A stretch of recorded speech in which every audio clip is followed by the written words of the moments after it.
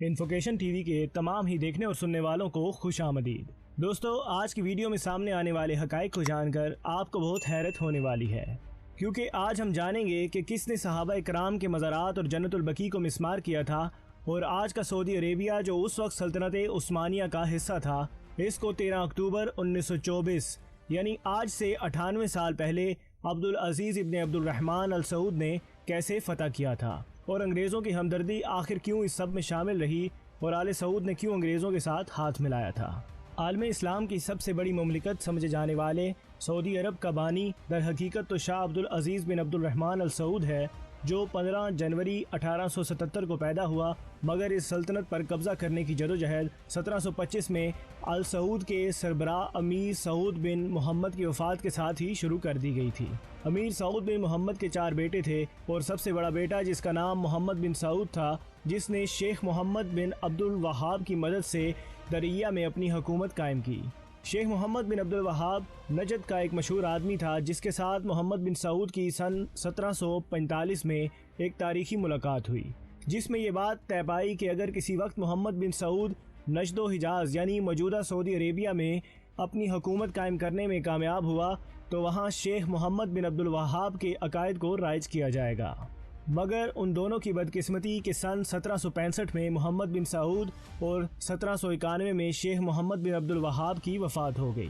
مگر اس وقت تک جزیرہ نما عرب کے بیشتر علاقے پر آل سعود کی حکمرانی قائم ہو چکی تھی۔ محمد بن سعود کے بعد عبدالعزیز علاقے کا حکمران بنا، جس کو 12 سال بعد 1803 میں قتل کر دیا گیا۔ عبدالعزیز کے بعد اس کا بیٹا سعود حکمران بنا، جو 1814 میں وفات پا گیا، جس کے بعد سعود کا بیٹا عبداللہ حکمران بنا، مگر اس کے دور حکمرانی میں ان کے علاقے کا ایک بڑا حصہ سلطنت عثمانیہ کے زیر نگیں آ چکا تھا، جس کا نام درعیہ تھا، اور اس کے فوراً بعد عبداللہ بن سعود کو قید کر کے استنبول لے جایا گیا، کیونکہ عبداللہ بن سعود کو سلطنت عثمانیہ کی طرف سے سزائے موت کا حکم سنا دیا گیا تھا۔ اس کے بعد کئی دہائیوں تک آل سعود کو فتح و شکست کا سامنا ہوتا رہا، اور جزیرہ نما عرب پر حکمرانی قائم کرنے کے لیے مصر، سلطنت عثمانیہ اور دیگر عرب قبائل میں چھوٹی بڑی جنگیں ہوتی رہیں۔ آل سعود کا ایک حکمران عبد الرحمن تھا، جو بالآخر 1889 میں بیعت لینے میں کامیاب ہوا، اور سن 1900 میں عبد الرحمن کے بیٹے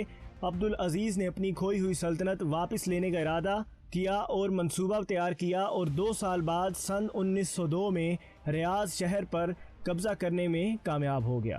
سلطنت عثمانیہ کے آخری دور میں حجاز یعنی مکہ مکرمہ اور مدینہ منورہ پر شریف مکہ حسین کی حکمرانی تھی، جس نے اپنی ہی حکومت یعنی سلطنت عثمانیہ کے خلاف 5 جون 1916 کو علم بغاوت بلند کیا تھا، کیونکہ شریف مکہ حسین کو عربی قبائل کے علاوہ برطانیہ یعنی انگریزوں کی حمایت بھی حاصل تھی، کیونکہ سلطنت عثمانیہ نے انگریزوں کو طویل مدت تک لگام ڈال رکھی تھی۔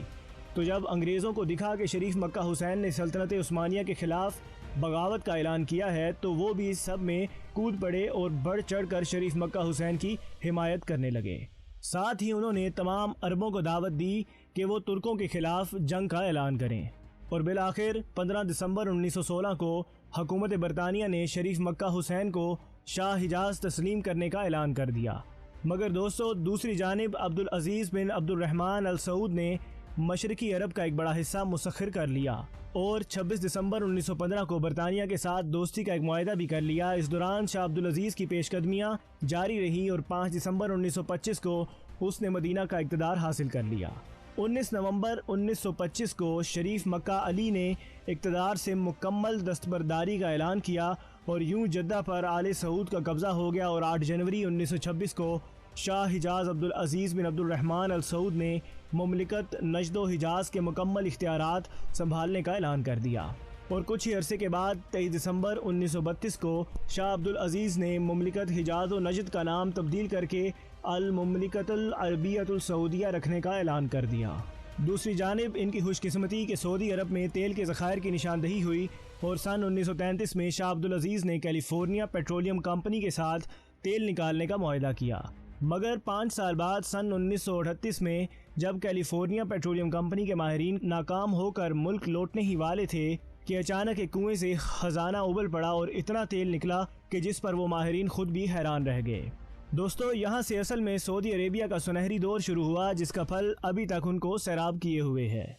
दोस्तों अब बात करते हैं जन्नतुल बकी के हवाले से कि जिसकी तारीख़ आले सऊद से पहले बहुत ही खूबसूरत और रूह परवर थी, मगर फिर अचानक से वो तमाम रूह को फरहत बख्शने वाले गुंबद और मज़ारात को ढा दिया गया। और इस कारनामे का सहरा भी शाह अब्दुल अज़ीज़ के नाम ही जाता है कि उसके कहने पर तमाम सहाबा इकराम और हज़रत बीबी फ़ातिमा ज़हरा सलामुल्लाह अलैहा का मज़ार भी गिरा दिया गया। और जन्नतुल बकी जो कि हुज़ूर सल्लल्लाहु अलैहि वसल्लम के ज़माना से मुसलमानों का कब्रिस्तान था, उसको एक खाली मैदान में बदल दिया गया। और बहुत कुछ कबूर के अलावा वो काफ़ी सहाबा इकराम की कबूर के निशानात तक मिटा दिए गए। ये दर हकीकत उसी मुआहदे का नतीजा था जो मोहम्मद बिन सऊद और शेख मोहम्मद बिन अब्दुल वहाब के दरमियान 18वीं सदी में हुआ था। मगर दोस्तों शाह अब्दुल अज़ीज़ के इस कारनामे की वजह से पूरी उम्मत मुस्लिमा के दिल टूट चुके थे, क्योंकि वो ये गवारा नहीं कर सकते थे कि हुज़ूर सल्लल्लाहु अलैहि वसल्लम की बेटी और असहाब की कबूर की यूं बेअदबी की जाए। और ये स्या वाक़या 21 अप्रैल 1926 को हुआ, जिसके बाद